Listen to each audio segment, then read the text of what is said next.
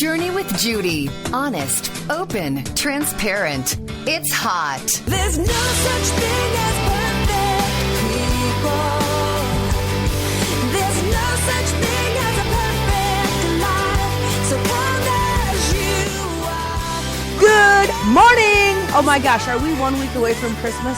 I think we are. Okay, just as the 6:30 hour approaches, Robin says, are you ready? Every week she says to me, are you ready? And for some reason, I feel like this is the time of year where we're hurrying up about everything and then we're waiting, it seems like, longer, right? So we hurry up, we wait. We hurry up, we wait. And I know that this generation, and I can speak for myself too, we hate to wait. We absolutely hate to wait. We want instant gratification, and we live in a culture where conveniences are literally at our disposal. I have to tell you that I was up, Carter said to me, how long did you stay up last night, Mom? And I said, I was up till 1:30. You know why? Because I was ordering Christmas presents.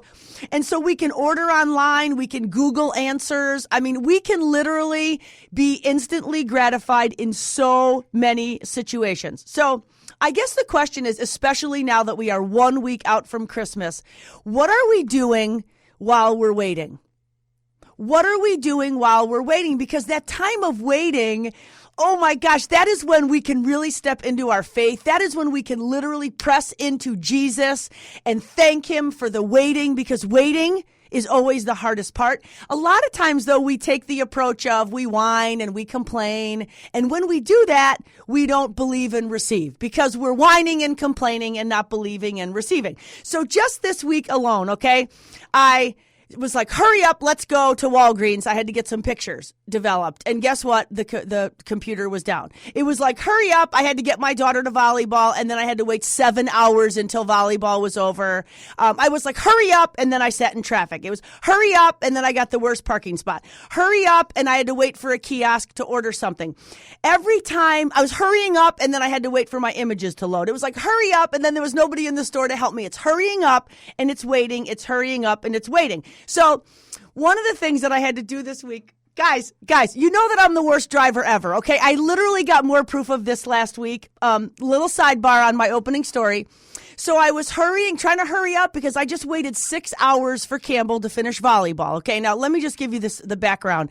Monday, Wednesday, and Thursday, my season of life is pick up Campbell at 2:40, and on Monday and Wednesday, I take her right to volleyball and leave Barrington at 7:45. So I literally leave my home at 2 p.m. and I get home at 9 p.m. Monday and Wednesday because of volleyball. My daughter's commitment and literally my commitment to volleyball. Thursday is even worse. I leave at 2 p.m. and I get home at 10 p.m. because she has a later practice schedule. Actually, it's 10:30 p.m. So I'm hurrying up around 2 p.m. I'm hurrying only to find myself waiting. So I got to tell you, when I pick up my daughter at volleyball, I'm done. I'm hurrying up home. I'm hurrying up to get on the couch. I'm hurrying up to get some food. I'm hurrying up to just be done with the day. And so it would make sense that I was hurrying up with my driving. And so I pulled out of Taco Bell after I fed my daughter her dinner at 9:30 p.m. And all of a sudden, and I was like, oh no, right away I checked to see if my seatbelt is on, because I'm kind of guilty of that. I'm like, oh my gosh, do I even have my license? First of all, I don't even know why I'm getting pulled over, right? So I pull over thinking, well, maybe he's going to pass me. No, he's actually pulling me over. So I'm thinking, okay, what did I do? So he comes up to the car, and I said, why are you even pulling me over? And he goes, you were speeding. I go, yeah, I was definitely not speeding. And he goes, you were definitely speeding, going 15 miles over, and you had improper lane usage, and you didn't even use your turn signal. I was like, okay, so here's how I responded. I'm not from this area. And he goes, okay, well, not being from this area really does not justify. I was like, I was just in a hurry, okay? Here I was in a hurry, and guess what? I ended up waiting 30 minutes for this guy, okay? He asked me like 10 times. I mean, clearly, Robs, he thought I was drunk. I was swerving lanes. I was not using my turn signal, and I was speeding 15 miles over in kind of a place that I shouldn't be speeding 15 miles over. And here's the deal. I told him I go 40 everywhere. I go 40 in a 20. I go 40 in a 60. I said to him, listen, officer, I'm just a really bad driver. Like, I'm just a bad driver. You just have to accept that about me. I was at risk of getting 3 violations: speeding 15 miles over, improper lane usage, and not using a turn signal. Listen, my response to that also is this is why you have to be a defensive driver when I'm on the road, because if I'm not paying attention, it would be good for you to be paying attention. Guys, I just want you to know I didn't get one even ticket. I did not get one ticket last week from this officer. He shined the light in my eye. He asked me where I was coming from. He asked my daughter. What color car do you drive? I drive a black Ford Fusion. So if you ever see me on the road, it's the dirtiest car ever. I'm not using my turn signal. I'm changing lanes, but you have to forgive me because it's not even intentional. I'm just an oblivious driver. So here's the deal. I was hurrying up and I ended up waiting. It ended up 30 minutes longer. And here's the good news, though. While I was whining and complaining about getting pulled over, I was not believing and receiving that God was going to give me this Christmas present. And he was not going to have this guy give me a ticket. And then when I pulled away, Campbell goes, Mom, you didn't even turn your turn signal on and you're speeding again. Within like 5 miles. Anyway, here's the deal. We're talking about hurrying up. We're talking about waiting. I want you to know that you will have wasted 7.5 years of your life waiting in 3 places. I'll tell you what they are when we get back. You're journeying with Judy right here on Lake 96.1, 1 week from Jesus' birth. We'll be back.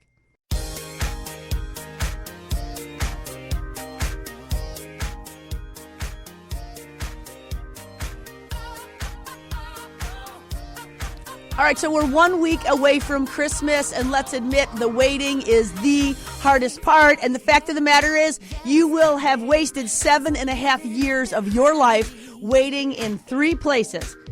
Rob, do you have any idea what they are? Any idea? Take a guess. None. Can't even guess? Taking a guess is... No. Okay. So you will have spent 5 years waiting in line, 2 years waiting on hold, and 6 months waiting in traffic. I was going to say parking. Okay. So here's the deal. 7.5 years of your life waiting. So I started off the intro saying, like, what are you doing when you're waiting? So when I was waiting for that police officer to not give me a ticket, I was literally praying, but also I was grappling with the justification of how wrong he was for pulling me over, because so we struggle with what it is that we could be doing, should be doing, would be doing. And the reality is, when we are not mindful of the moments and we are not mindful that a season of waiting is not only the hardest part, but let's be honest, the hardest things end up in our life being the best things. It is those times when things are hard, when we have got to press in, that it's that time that really changes us. And so right now we are in a season of waiting in our church year. Okay, we're in Advent. We're still in Advent 1 week before Christmas. And Advent is the arrival of a notable person, thing, or event. Okay, Advent is about coming. There's all these symbols and wreaths, and the symbol of the wreath is it's eternal. It's this circle. We light candles. We recognize that we live in a dark world and we are the light when we choose to be. And when we are in a place of waiting, think about it. If we spent 7.5 years of waiting, and during that time of waiting, we were intentional and we were deliberate about just giving to Jesus what he wants us to give him, and letting him give us what it is that we need so desperately, wouldn't it be so different? It would just be so different. And so the thing about Advent is it's waiting, but it's waiting with joyful expectation. I think I said that last week, and I got to drive this point home, is when we are expecting something, it gives us a purpose. When we are expecting something, it allows us to feel purposeful about the wait. And I think sometimes we forget about being purposeful and being expectant and anticipatory for what to come, because it might not be what we thought was coming.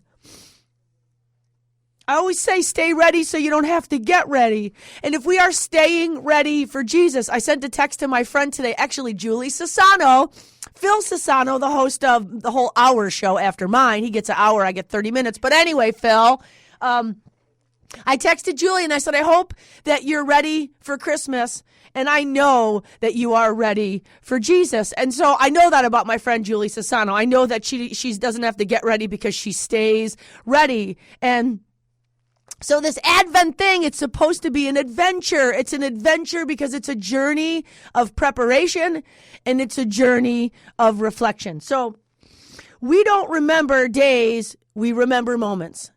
We don't remember standing in line the same way we remember somebody who was in our life and then all of a sudden they were gone. A very dear friend of mine died this week, and oh my gosh, he sent me a message on October 17th saying that I was on his bucket list, that he was given a terminal diagnosis of stage 4 lung cancer, and that he said, meeting Jesus isn't so bad, but in the meantime, I'd like to spend some time with you before I do that.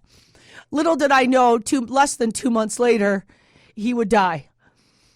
And I'm guessing how difficult the waiting was for his family when they were waiting for the diagnosis, when they were waiting for the prognosis, when they were waiting for the chemo, when they were waiting in hospice for him to make his way to Jesus. So are you ready?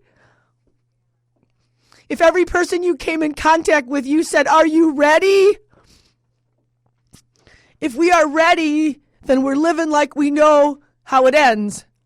If we're ready, then we're knowing it's about the outcome, and the outcome this Advent season and every Advent season, it's about hope.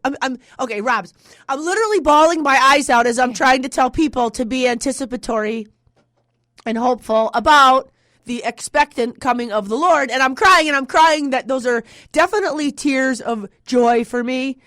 Tears of gratitude, and absolutely tears of hope, love, joy, and peace. So if we're hoping, we know we're not alone in our longing, in our desire to be satisfied, to be instantly gratified. That is the kind of people we are. Why we're waiting, why we're wanting, there's always something. They're like, we're always waiting and wanting for and on something or someone. And when we are anticipating something, we are yearning. And see, hope is about that. How about some love? When you encounter love, you're a changed person. I have been loved, and I have loved. And sometimes love hurts, right? I mean, sometimes love hurts, but that's okay because it doesn't hurt any less when we don't love. But it definitely hurts. It feels even better when we do love. I'm kind of going on a rant here. Okay. If I'm talking about love, we're talking about... See, Robin's holding her finger up. Okay, wait, I'm moving. Hope and love and joy and peace. Okay, how about joy? I got to give you a little bit about joy. Joy is Jesus, others, yourself. That's what joy stands for. And joy is not circumstantial. 326 times in the Bible, it talks about joy. This Advent season, we are waiting in joyful hope for what it is that we know is coming. And it's so easy to get the joy sucked out of the season, isn't it, Rob? It's so easy to be distracted about all the things that distract us during Christmas. And the reality is we are waiting in joyful hope for the coming of our Lord. And it would make sense then that this fourth Sunday of Advent that we found this place of peace, right? Peace is simply the absence of conflict. See, joy is not circumstantial, and peace is a decision. We choose peace. We choose to know that Jesus is with us, that he has gone before us, below us, and he's on either side of us, preparing things exactly as they should be. We long for peace in our hearts, in our families, in our communities, and in our churches. And maybe you long for some peace, which would be me to stop talking. Okay, I'm going to stop talking. I'm going to break. You're journeying with Judy right here 1 week before Christmas Day on Lake 96.1. And that's only because of Greg Cunis, who we wish all the love, all the joy, all the peace and hope of this Advent season. We'll be back after the break.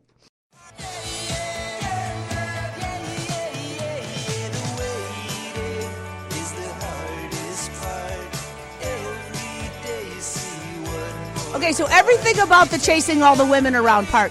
Waiting is the hardest part. Tom Petty, that song is 100 years old, but it's just a reminder today to all of us that waiting is the hardest part. And when we are hoping and loving and feeling joyful and peaceful, it is then and only then that we are visible to the world as signs of people of faith who are ready and who are completely prepared. So I think that we all want Santa to come when the reality is we really just need a savior. So let's talk for the last couple minutes about what we want versus what we need, because there was a time in my life that I had everything I wanted and I had nothing.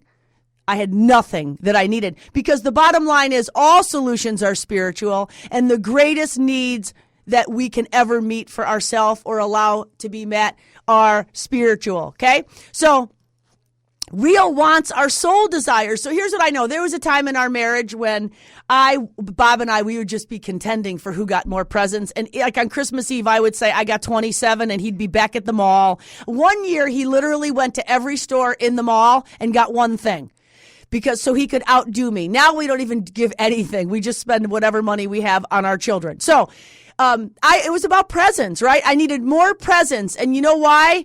What I really needed was I wanted more presents. I needed more peace. I'll tell you, I wanted more luxuries. I needed more love. I wanted more hype. I needed more hope. I wanted more jewels. What I needed was more joy. I don't know about you, but I get tempted during that time of waiting. I feel like waiting stands for a lot of different things. Waiting could stand for W, weary, A, anxious, I, intolerant, or T, trapped. So why are we tempted to have that waiting acronym as opposed to waiting in a prayerful way when waiting stands for watchful, appreciative, intentional, and thankful? See, waiting helps us move from a have to a get to. And waiting is the hardest part. But if we're being watchful, appreciative, intentional, and thankful, it can be the best part. We know the hardest things sometimes are the best things. And the things we look at change when we change the way we looked at things. So how about being active while we're waiting? See, waiting is not a passive thing. See, when we're waiting on the Lord, it doesn't mean we're just sitting around, right? I mean, the Lord is good to those who wait for him, to the person who seeks him, the verse goes on to say. So we're waiting, but we're waiting actively. We're waiting watchfully. We're waiting and being intentional about the fact that God is coming, okay? So here's what I really need for Christmas. Guys, I need some mercy. I want some forgiveness. I need more than ever a sense of love, joy, peace, and hope for 2017. And I'm hoping that you have that too. Robin's giving me the thumbs up thing. So here's the deal. We got to remember during the waiting part that like God's time is not always our time. Okay. Joseph waited 13 years and he was falsely imprisoned. Abraham waited 25 years before his son was even born. And Moses tended sheep. Oh, I'm going to give you a thing about leadership next week that's all about the sheep, so stay tuned next week. Moses tended sheep for 40 years before God called him. This is a time to feel either waitful, in the weary, anxious, intolerant, or trapped, or waiting, being watchful, appreciative, intentional, and thankful. And I'll tell you, my choice is I'm waiting. Waiting by definition is being confidently expectant. Waiting is binding together, looking patiently, awaiting one's coming as expected. Friends, Jesus is coming. I really want you to be ready. And I want you to ask yourself, what are you doing during the wait? And if you do that and only that this week, I promise you something will be different. So I'm praying for you this week that this final 7 days till Christmas, you are pressing in to the presence of Jesus, because he is not only the reason for the season, but all he wants from you is your presence. So keep it hot, honest, open, and transparent. Peace out.